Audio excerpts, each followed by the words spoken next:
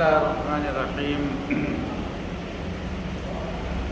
إن الحمد لله والصلاة والسلام على رسول الله ومن والاه وبعد.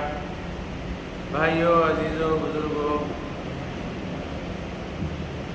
آج کی نماز تراویح میں مکمل 27 پارے کی تلاوت عمل میں آئی ہے، اور اس پارے میں جن صورتوں کا تذکرہ ہوا ہے ان میں سورہ ذاریات کی بقیہ 30 آیتیں ہیں، سورہ الطور کی 49 آیتیں ہیں، سورہ النجم کی 62 آیتیں، سورہ القمر کی 55 آیتیں ہیں، سورہ رحمان کی 78 آیتیں ہیں، سورہ واقعہ کی 96 آیتیں ہیں، اور سورہ حدید کی 29 آیتیں ہیں۔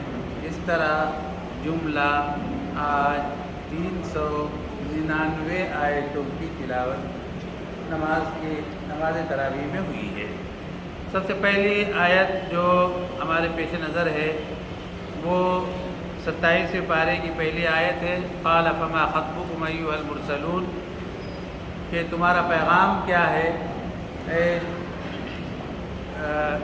جن کو بھیجا گیا ہے، بھیجے جانے والوں، تمہارا پیغام کیا ہے، تمہارا مقصد کیا ہے؟ قالوا انا ارسلنا الی قوم مجرمین، تو جو لوگ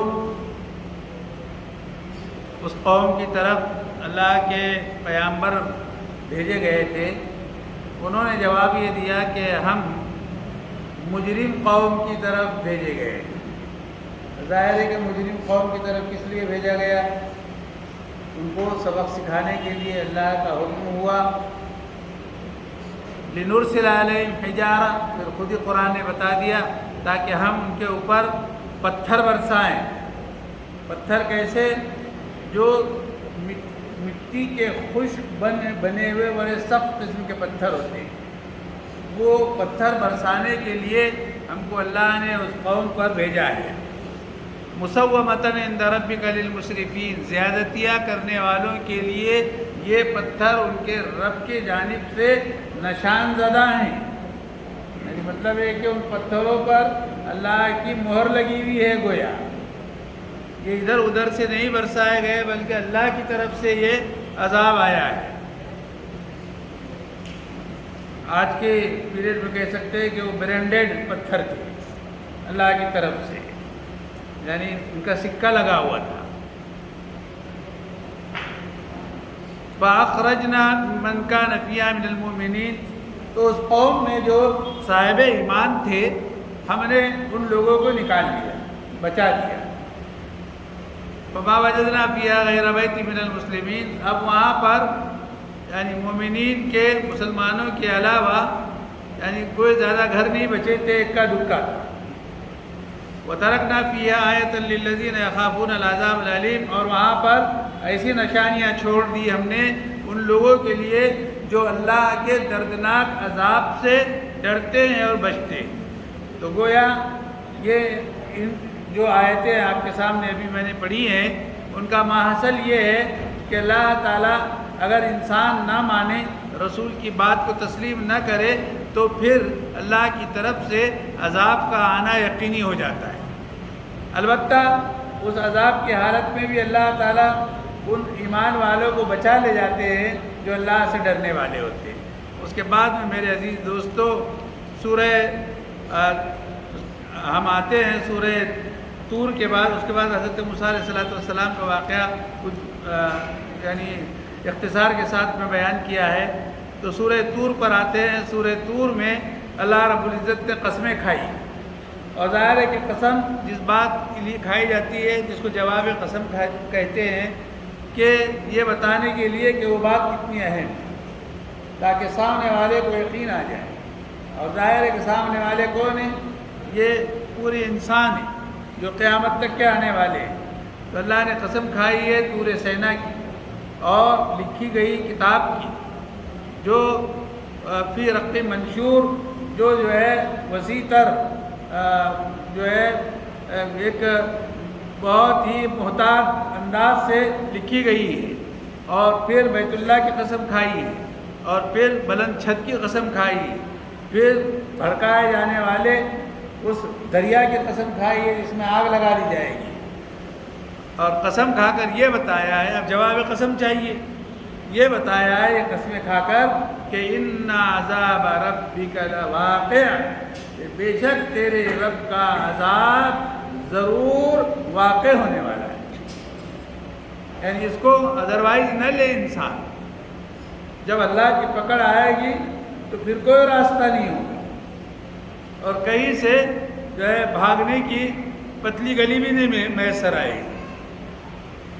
ما لہ من دافع، وہ عذاب ایسا ہوگا کہ کوئی اس کو دور کرنے والا نہیں ہو سکتا، کوئی اس کو ہٹانے والا نہیں ہوگا۔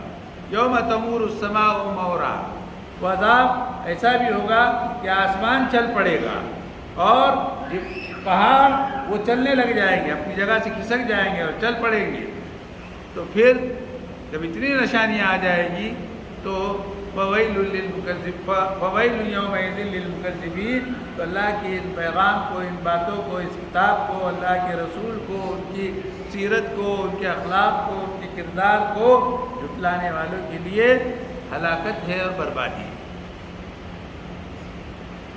کون ہے وہ مکذبین؟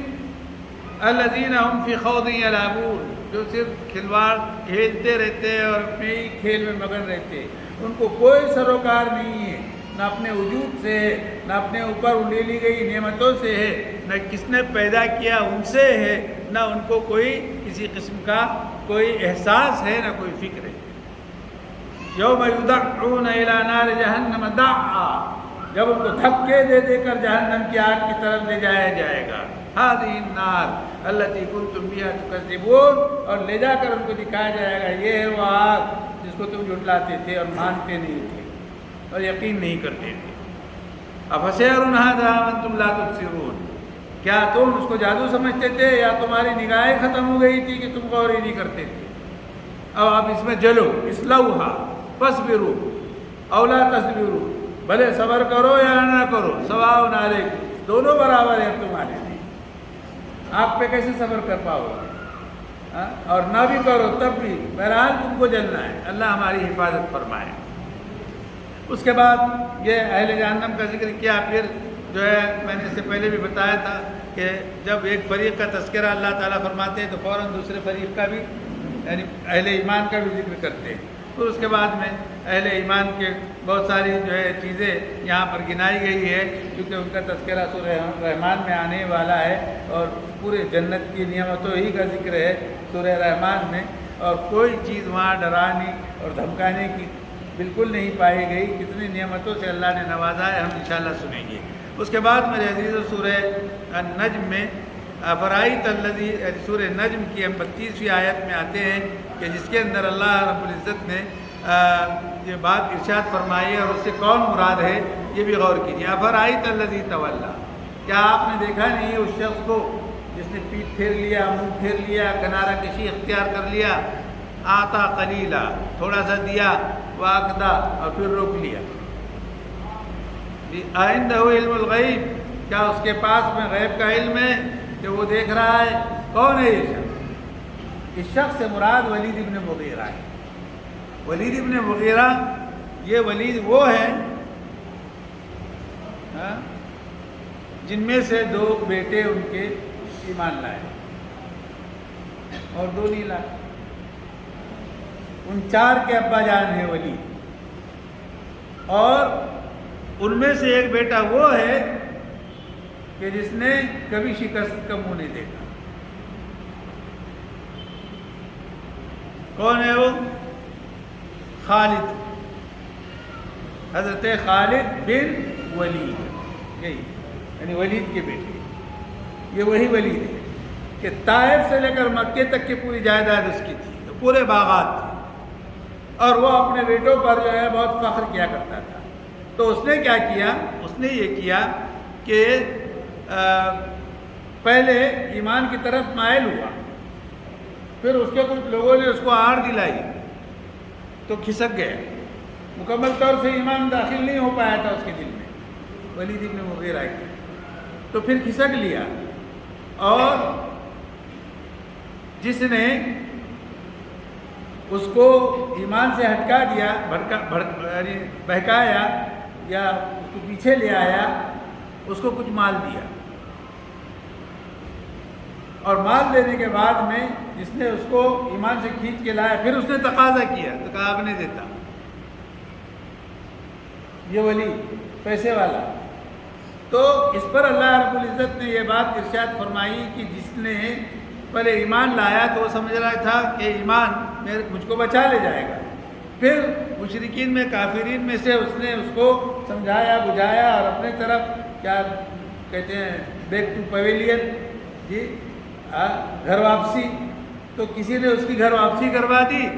تو اللہ نے یہ فرمایا کہ یہ سمجھتا ہے کہ ایسی ہی وہاں بھی کچھ دے دلا کے اللہ کے عذاب سے چھٹکارا پالے گا. تو اس کو معلوم ہونا چاہیے کہ ایسا کبھی ہوگا نہیں. آئندہ علم الغیب، کیا اس کے پاس غیب کا علم ہے کہ وہ یہ ساری چیزیں دیکھ رہا ہے کہ وہاں ایسا ہوگا؟ مطلب یہ کہ یہ ممکن نہیں ہے.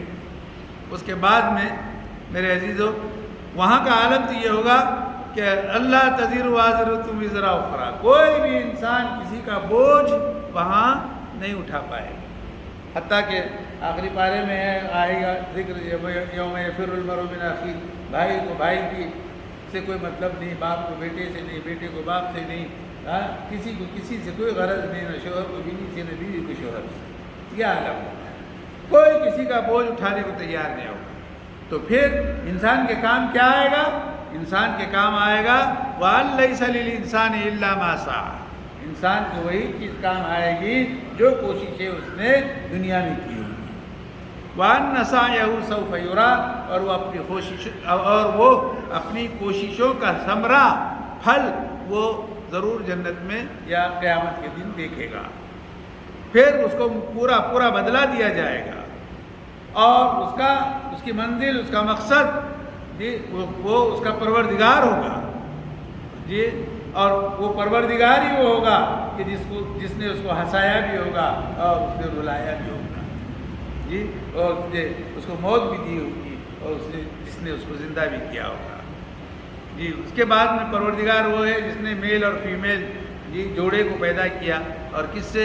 ایک نطفے سے، منی کے نطفے سے پیدا کیا، پھر دوبارہ اللہ اس کو اٹھائے گا. بہرحال یہ پورا ایک یعنی سلسلہ ہے کہ اللہ کی نعمتیں، اس کی تخلیق کے مراحل، اور پھر انسان اگر اپنے خالق کو بھول جاتا ہے تو یہ اس کی بدقسمتی ہے اور وہ اس کی بدبختی ہے. اس کے بعد میں میرے عزیزو سورہ قمر میں اللہ رب العزت نے آیت نمبر 16 میں جو بات ارشاد فرمائی، آئیے اس کو سنتے ہیں کہ وَلَقَدْ يَسَّرْنَا الْقُرْآنَ لِلذِّكْرِ فَهَلْ مِن مُدَّكِرٍ.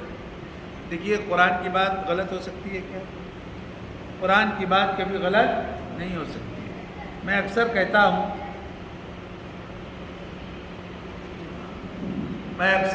ہوں کہ لگائے نہیں،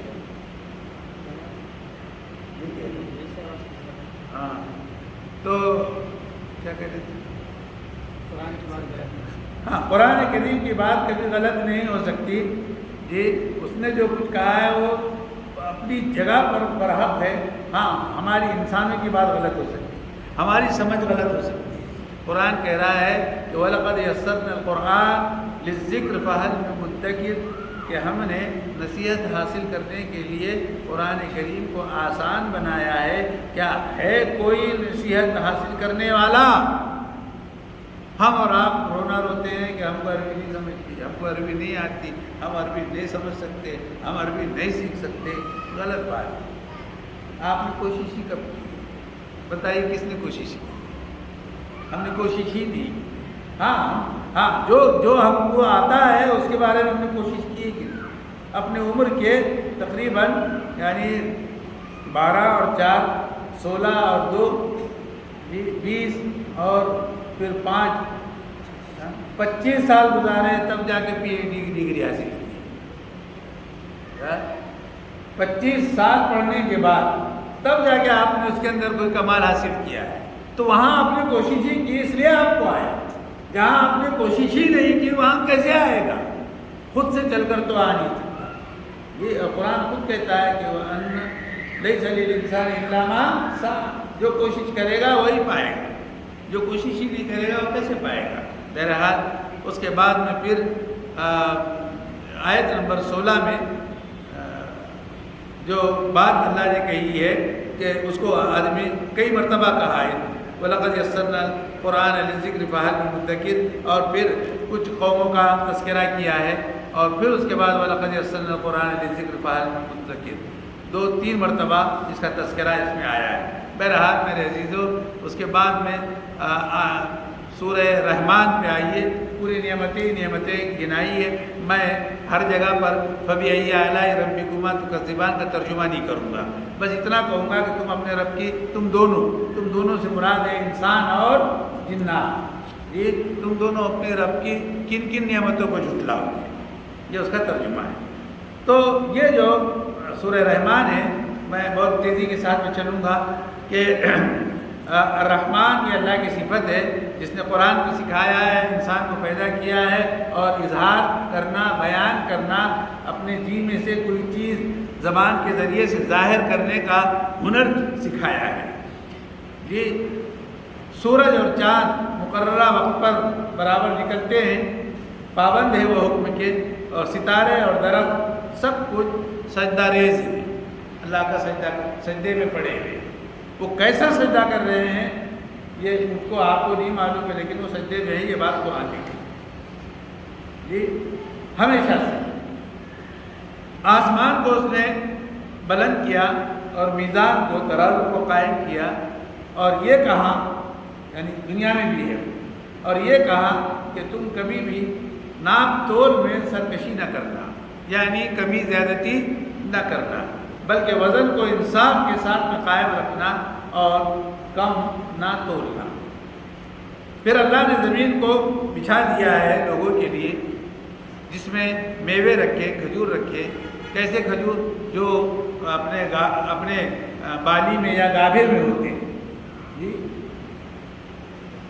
اور پھر اناج رکھا، پھر بھوس والا اناج بھی رکھا، اور پھل پھول بھی رکھے۔ تو تم دونوں اپنے رب کی کن کن نعمتوں کو جھٹلاؤ، کتنی ساری چیزیں گنائی، ان کو یاد رکھو اور اپنے رب کی نعمتوں کو یاد کرتے رہو۔ اللہ نے انسان کو کھنکتی مٹی سے پیدا کیا اور جنات کو شعلے لپٹتی ہوئی آگ سے پیدا کیا، شعلے والی آگ سے جس کے اندر لپٹ ہے، اس آگ سے پیدا کیا۔ کس کو؟ جنات کو۔ تو معلوم ہو گیا کہ انسان کو مٹی سے پیدا کیا اور جنات کو جی آگ سے۔ تو تم دونوں اپنے رب کی کن کی نعمتیں جھٹلاؤ؟ رب المشرق ہے، دو مشرق کا رب ہے اور 2 مغرب کا رب ہے۔ تو مشرق تو ایک ہی ہے، 2 کیسے؟ مشرق ایک ہے نا، جہاں سے سورج نکلتا ہے۔ قرآن تو کہہ رہا ہے کہ 2 مشرقوں کا رب ہے اور 2 مغرب کا رب ہے، یعنی جہاں سورج ڈوبتا ہے۔ تو 2 کیسے ہو گئے؟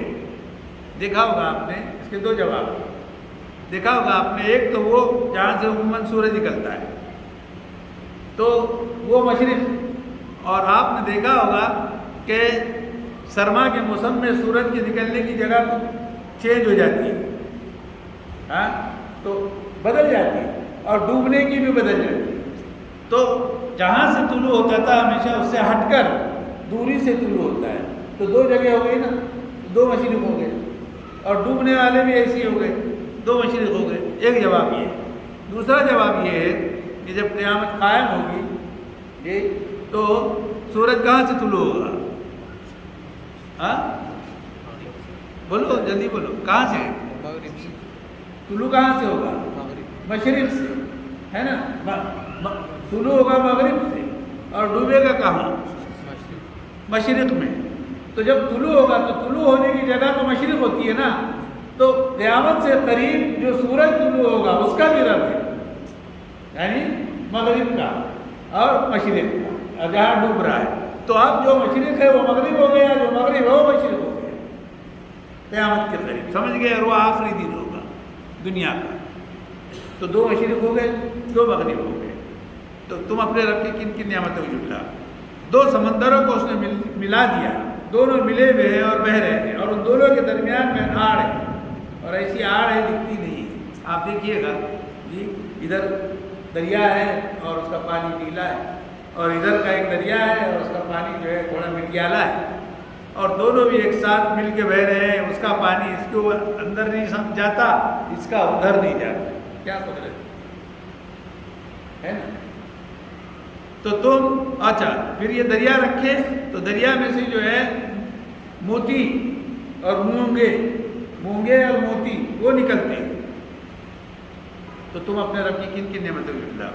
اور پھر اس کے لیے بڑی بڑی کشتیاں ہیں سمندر میں، پہاڑوں کے معنی اس نے رکھی، چلتی ہے کہ نہیں؟ ابھی دیکھا کچھ دنوں پہلے ایک بڑی کشتی کو ایک ویل مچھلی نے ایسا الٹا کہ چندیا ہو گئی، ابھی ویڈیو آیا تھا چند دنوں پہلے، ویل مچھلی نے پلٹ دیا اس کے خواب و خیال میں بھی نہیں ہوگا کشتی والوں کو، جو سب جس میں کہیں اس کشتی میں جو لوگ سوار رہے ہوں گے، پلک جھپکتے ہی اس نے بالکل ٹکڑے کر دیا۔ تو یہ اللہ کی طاقت ہے۔ تو تم اپنے رب کی پھر کل من علیہ فان، جو بھی زمین میں ہے دنیا میں ہے سب فنا ہونے والے ہیں، اور باقی رہنے والا تیرے رب کا جلال ہے، عزت اور اس کی شان ہے، وہی باقی رہنے والے ہیں۔ تو تم دونوں اپنے رب کی کن کن نعمتوں کو جھٹلاؤ گے؟ یسألہ من فی السماوات والارض، ہاں تو کل یوم ہوا فی شان، یہ پوچھنے والا اس کے ہر روز اس کا انداز نرالا ہے، ایک نیا ہے۔ تم دونوں اپنے رب کی کن کن نعمت سنفرغ لکم ایھا الثقلان، اے دو بوجھل چیزوں، یعنی کون ہے دو بوجھل چیزیں؟ انسان اور جنات، ہم عنقریب تمہارے کام سے فارغ ہو جائیں گے، یعنی مطلب تمہارے اوپر فیصلہ تم دونوں میں بھی کریں گے۔ تم اپنے رب کی کن کن نعمتوں کو جھٹلاؤ؟ اے جنات کی جماعت اور انسانوں کی جماعت، اگر تم میں طاقت ہے، قوت ہے، تو تم آسمان اور زمینوں کی کناروں سے نکل پڑو، دیکھیں گے نکلتے کیا، چلے جاؤ یہاں سے، فانفذوا، بھاگو، لا تنفذون الا بسلطان، تم نہیں نکل سکتے، نہیں بھاگ سکتے مگر بغیر ویزے کے۔ اور یہاں کا ویزا کہاں سے ملے گا؟ ہاں جی، سرحد پار نہیں کر سکتے زمین اور آسمان کی، ہاں بغیر ویزے کے، بغیر سند کے، جی، اور وہ ویزا ملے گا اللہ کے پاس سے، جی، تو ممکن ہی نہیں ہے، نہ وہاں سے ملے گا نہ تم بھاگ پاؤ گے۔ تو تم اپنے رب کی کن کن نعمتوں کو جھٹلاؤ گے؟ پھر اس کے بعد میں اللہ تعالیٰ تمہارے اوپر جو ہے خوب آگ کی جو ہے شعلے اور اس کی لپٹے وہ جو ہے چھوڑے گا، اور خوب آگ اور تانبا پیتل پگھلا کے فلا تنتصران، تمہاری مدد نہیں ہوگی۔ تم کن کن نعمتوں کو جھٹلاؤ گے؟ اس کے بعد میں پھر کچھ تذکرہ جو ہے اس میں اہل ایمان کا بھی آیا ہے، اب دیکھیے ان کو کیا کیا ملتا ہے۔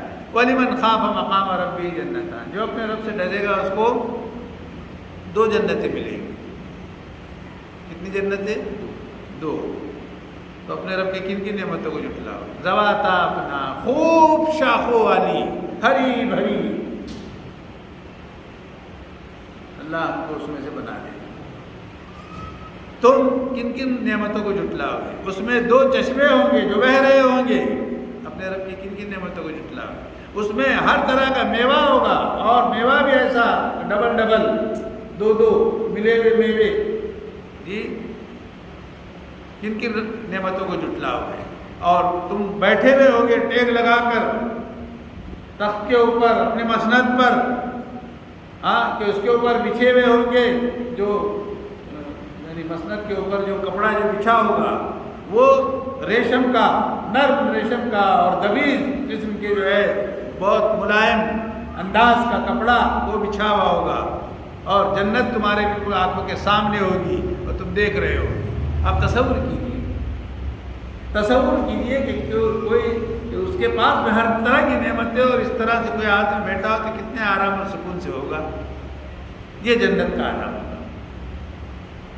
اور اس میں قاصرات فیہن قاصرات الطرف، اور اس کے اندر یہ نیچی نگاہیں کرنے والی جو ہے وہ خواتین بھی ہوں گی، ایسی خواتین کہ جس کو کسی انسان نے چھوا تک نہیں ہوگا۔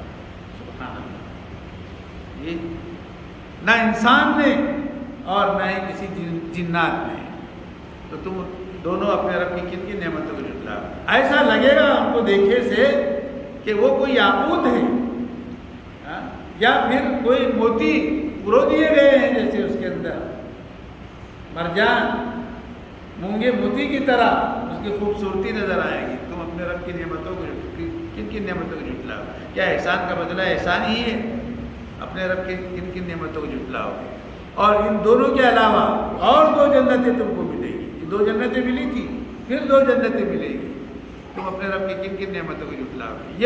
یہ جو 2 جنتیں ہوں گی بہت گہری ہری گار، ہمارے یہاں کی زبان میں، یعنی ایسی ہری گار کہ سیاہ یعنی کالے پن کی طرف جس کا میدان وہ ہری گار ہوتی ہے، سمجھ رہے؟ تو اس طرح سے گھنے جنگل، گھنے باغات جہاں ہوں گے، تم اپنے رب کی کن کن نعمتوں کو جھٹلاؤ؟ اس کے اندر 2 ابلتے ہوئے چشمے بھی ہوں گے، اپنے رب کی کن کن نعمتوں کو جھٹلاؤ؟ پھر اس کے اندر میوے ہوں گے، کھجور ہوں گے، انگور انار ہوں گے، لیکن وہاں کے میوے، وہاں کی کھجور اور وہاں کے انار، اس کا قیاس دنیا کے ان پھلوں سے نہیں کیا جا سکتا ہے، اس کا مزہ ہی کچھ اور ہو۔ اگر ہم یہ کہیں کہ ہم یہاں انار کھاتے ہیں، آج ہم نے افطار میں کھا کے آئے، آپ بولیں گے تو کون سی نئی چیز نہیں تھی، وہ چیز ہی الگ ہوگی، یہ دنیا کا مزہ۔ ارے آپ ہندوستان کے انار کھاتے ہیں اور اگر امریکن انار کھائیں گے، لبنان کے انار کھائیں گے، اگر آپ ناگپور کا سنترا کھائیں گے اور لبنان کا جو ہے ابو سرہ کھائیں گے تو دونوں میں فرق ہے۔ جب دنیا کے ایک ہی پھل میں 2 الگ الگ زمین میں اگے ہوئے میں فرق آ سکتا ہے تو وہ تو جنت کی، تو ہم جنت کا مزہ دنیا کے پھلوں سے نہیں لگا سکتے۔ فیہا خیرات الحسان، بہت عمدہ پاکیزہ قسم کی بیویاں ہوں گی، جی، حور مقصورات، اور ان کے سیاہ آنکھوں والی، اور وہ اپنے خیموں ہی کے اندر ہوں گی، کبھی باہر نکلی بھی نہ ہوں گی۔ سبحان اللہ۔ تم اپنے رب کی کن کن نعمتوں کو جھٹلاؤ؟ لم یطمثہن، ان کو چھوا تک نہیں ہوگا، نہ کسی انسان نے ان سے پہلے اور نہ کسی جنات نے۔ اپنے رب کی کن کن نعمتوں کو تم دونوں جھٹلاؤ گے؟ دونوں سے مراد ہے انسان اور جنات۔ متکئین علی رفرف خضر، وہ وابقری حسان، ٹیک لگائے ہوئے ہوں گے خوب نرم غالیچوں پر، ہرے بھرے اور خوب یعنی بہت آرام دہ قسم کے غالیچوں پر۔ تم اپنے رب کی کن کن نعمتوں کو جھٹلاؤ گے؟ تبارک اسم ربک ذی الجلال والاکرام، کہ بابرکت ہے وہ نام تیرے رب کا جو بہت بلند اور برتر ہے، اور عزت اور اکرام والا ہے، اور جاہ و جلال والا ہے۔ بس یہیں پہ رکتے ہیں اور اسی پر اکتفا کرتے ہیں اور دعا کرتے ہیں اللہ سے کہ اللہ تعالیٰ ہم تمام کو قرآن کریم کے پڑھنے، سمجھنے، اس پر عمل کرنے اور اس کے احکامات کو اوروں تک پہنچانے کی توفیق عطا فرمائے۔ ربنا تقبل منا انک انت السمیع العلیم وتب علینا انک انت التواب الرحیم۔ صلی اللہ تعالیٰ